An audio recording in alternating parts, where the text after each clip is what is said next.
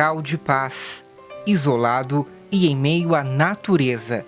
Este é o local onde vivem as religiosas de Nossa Senhora de Sion, do ramo contemplativo em Curitiba. Fundada em 1958, a Solitude de Curitiba está completando 60 anos em 2018. A congregação foi fundada por Teodoro Ratisbonne, nascido em Estrasburgo, na França, em 1802 e de família judia. O ensino de um professor de filosofia, Louis Boutin, o encaminhou à descoberta do Deus do Antigo e do Novo Testamento. Teodoro foi batizado em 1827 e ordenado padre em 1830. Em 20 de janeiro de 1842, seu irmão Afonso recebeu em Roma uma aparição de Maria, que o converteu ao cristianismo quase que instantaneamente. Padre Teodoro fundou a Congregação de Sion, incentivado por seu irmão, e após receber um sinal de Deus, o pedido de uma senhora para que ensinasse o cristianismo a duas moças. A ideia do ramo contemplativo originou-se em 1910, após a irmã Cristine, então coordenadora do convento em São José, na Costa Rica, sentir o desejo da vida contemplativa, e que esse era o desejo do fundador da congregação. Foi em 1926 que o ramo contemplativo começou efetivamente. Então, por isso a congregação, a fundação mesmo é de 1843, porque ele viu a Nossa Senhora em 42. Mas a partir daí que deu incentivo. Então ele começou a incentivar o Padre Teodoro. E o Padre Teodoro não queria, aquela história. Aí o Padre Teodoro falou assim, só se Deus me mandar um sinal. Mas como é que eu posso, fundar assim de repente? Não sou capaz, não estou preparado. Aí o sinal que Deus mandou para ele foi impressionante. Aí lá na França tinha foi guerra, essas coisas, os pais morriam na guerra, aquelas coisas. E tinha duas meninas judias que tinham ficado órfãs na guerra, né? Aí um dia apareceu a senhora lá, acho que era católica, apareceu lá, olha, eu trouxe essas duas meninas para o senhor batizar. Ele falou, mas eu? Mas o que os pais falaram antes de morrer? Ele falou assim, ele falou que quando a gente fosse, se eles morressem, que era para trazê-las aqui para o senhor, fazê-las cristãs. Aí ele viu, olha aí, o sinal maior do que esse, né? Aí ele começou a entusiasmar e continuou. Aí depois foi juntando as irmãs, né? E aí depois depois que firmou um pouco mais, ele foi falar com o Papa, aquela coisa toda que tem que ser feita, né? E o Papa gostou muito, porque é uma coisa original na igreja, que é uma congregação assim, para as escrituras, para os antigos testamentos, assim, né? Origem do nome da congregação. O Padre Teodoro, como é que eu vou fazer, colocar nome nessa congregação que está surgindo e tal? Aí eles são muito assim, diversinais, né? Aí ele começou a ler a Bíblia, lia a Bíblia. Aí chegou, quando ele viu o Salmo 86, ele falou, Deus escolheu Sião e a fez para sua morada. Ele falou, é Nossa Senhora de Sion, é uma nova Nossa Senhora, vou botar o nome Nossa Senhora de Sion. E assim foi por causa do Salmo 86. Fundação no Brasil. Aqui no Brasil está fazendo 130 anos da fundação no Brasil, que começou no Rio de Janeiro, já no tempo do Império. Dali elas foram para São Paulo. Aí São Paulo veio para Curitiba.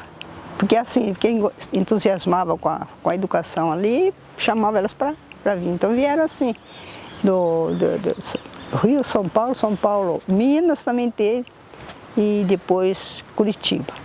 Então são esses 4 lugares que ainda existem. A Solitude de Curitiba.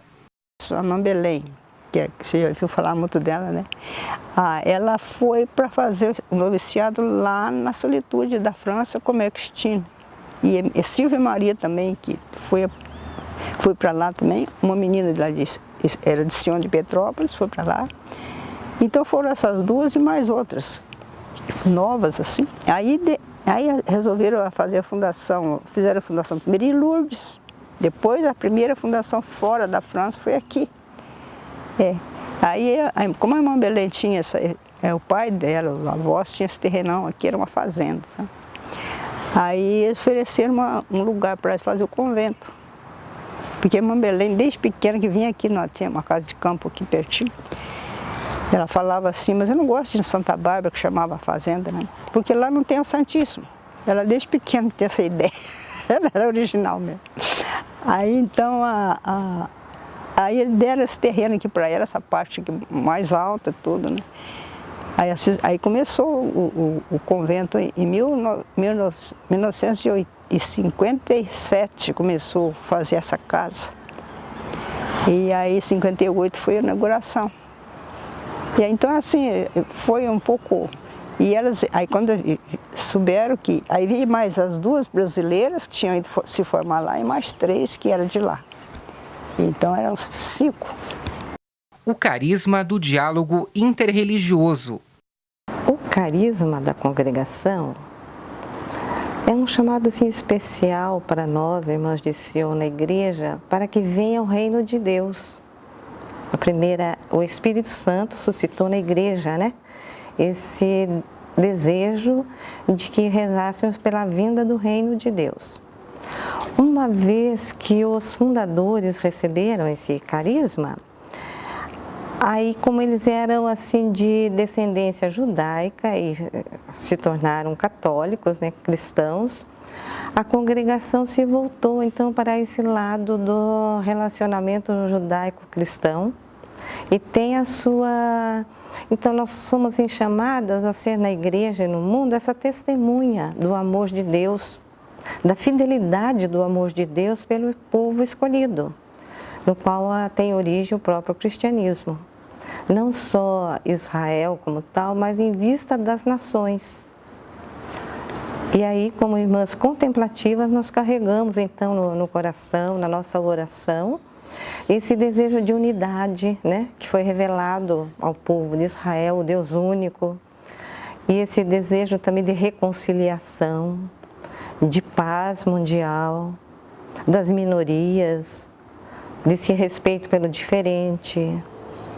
Então é toda essa, a nossa missão na igreja é essa. Então o carisma, então como nós somos uma congregação também ativa e contemplativa, a parte assim do ensino vai muito nessa linha assim do carisma nos colégios. E nós, como vida contemplativa, é através da nossa oração, através então da meditação da palavra de Deus, a Escritura, onde nós buscamos também o nosso alimento espiritual para vivermos na vida contemplativa. E sermos também na igreja esse sinal, testemunha da fidelidade de Deus. Vida contemplativa.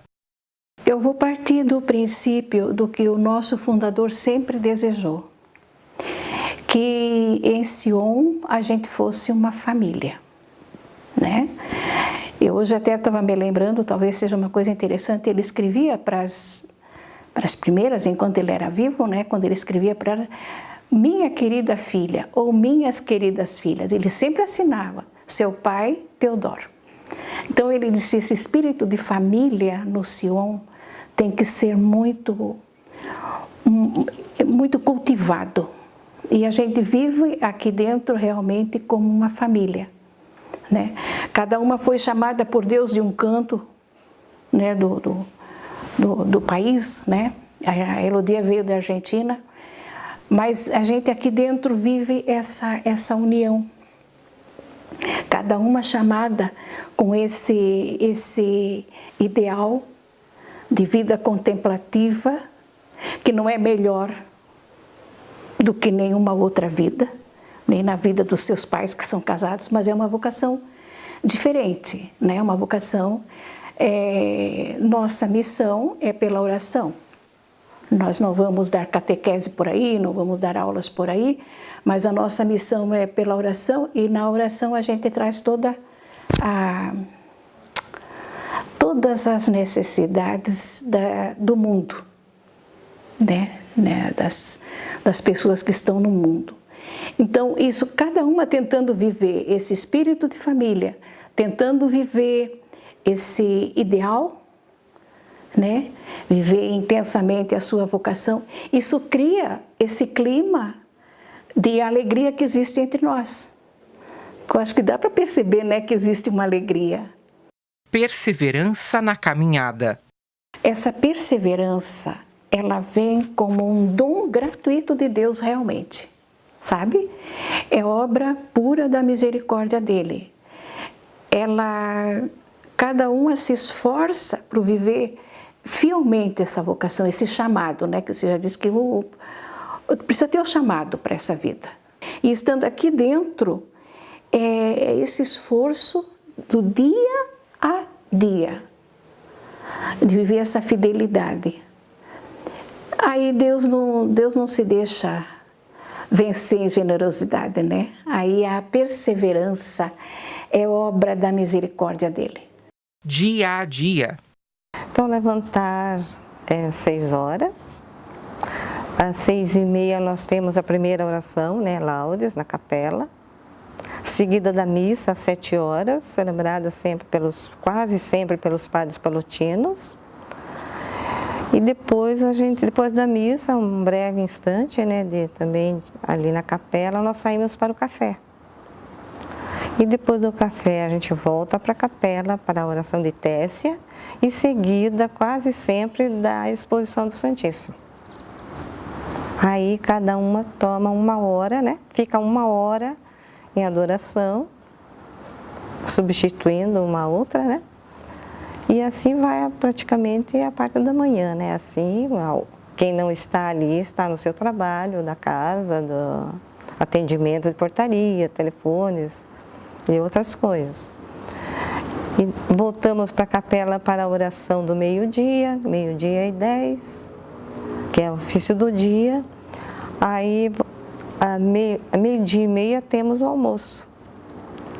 Ao mesmo tempo fazemos a hora do recreio, que é onde a gente partilha as notícias, brincamos também, né? Fazemos brincadeiras. E assim a parte da manhã está terminada. Na parte da tarde nós seguimos a vida de oração, de meditação, de estudo, quando também precisamos sair para alguma eventualidade. Isso até às 17h15, quando temos as vésperas. E depois cantamos as vésperas ou recitamos, conforme a possibilidade, né?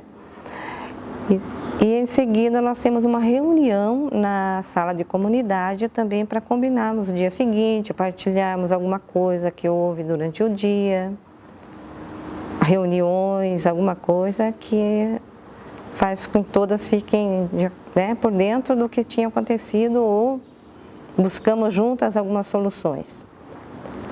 Depois disso nós temos às 6h30 o jantar.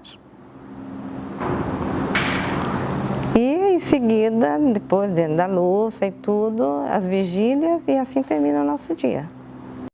Outras atividades. Então, quando éramos assim, um número maior, tivemos então a fábrica de fazer doce de banana, né? E que durou bastante tempo. E era um trabalho assim pesado, manual, em que as irmãs se doavam totalmente. Com o passar do tempo e devido assim às poucas vocações e o envelhecimento daquelas que estavam, né? Aí foi aos poucos sendo dificultando, né, assim, a continuidade, até que chegou o momento em que nós paramos com a fábrica. Depois nós passamos da fábrica de fazer então esses doces, também tínhamos a estrebaria, outros trabalhos também de horta e tudo. Nós passamos para a tecelagem. Durou pouco também pelo fato de a tecelagem exigir muito tempo. E nós nos pautamos pelos horários litúrgicos da vida, da nossa vida própria de contemplativas, de oração, meditação da palavra. E aí então foi aos poucos também parando. Fizemos muitas coisas em tecelagem, né? Trabalhos artesanais, cartões, muitos trabalhinhos assim, mas também chegou ao fim.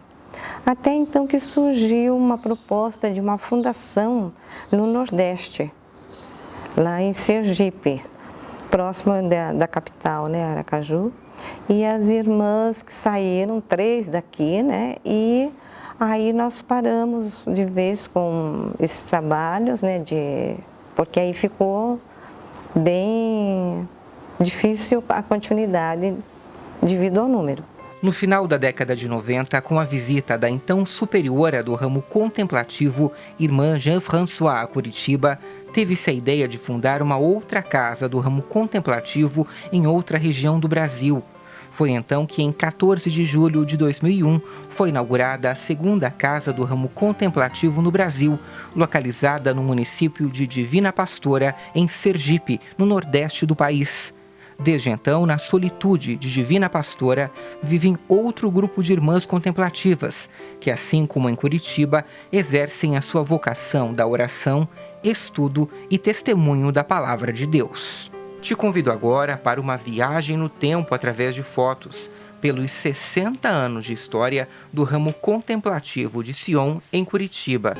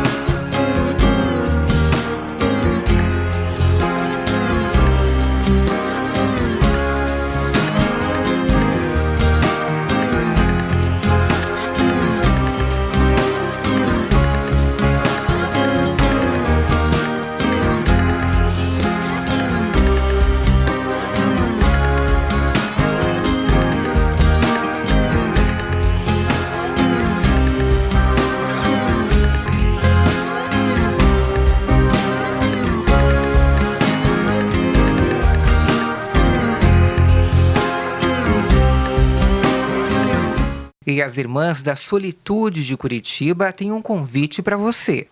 Quem quiser nos conhecer um pouco melhor, venha nos visitar. Quem sabe você não se sente tocada para vir viver essa vida contemplativa em Sion. Sion tem um ramo contemplativo e você pode vir. Nós estamos aqui em Curitiba, no bairro Cajuru. Se quiser nos conhecer, é na rua Dr. Petrônio Romero de Souza, 930.